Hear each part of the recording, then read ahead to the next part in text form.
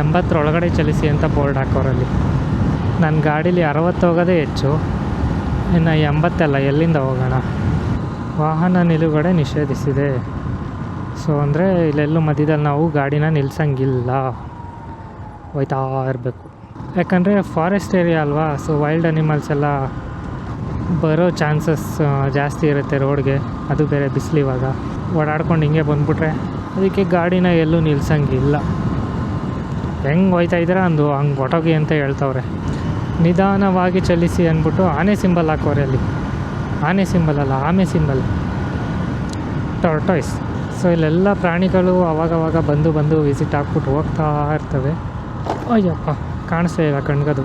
ಕಣ್ಣು ಹೋಗ್ಬಿಟ್ಟವೆ ಅಂತ ಅಲ್ಲ, ಅದು ಬಿಸಿಲಿಗೆ ಕಾಣಲಿಲ್ಲ. ಬಿಸಿಲಿಗೆ ಈ ಮರ ಇವಾಗ ಚಿಗುರಿದೆ.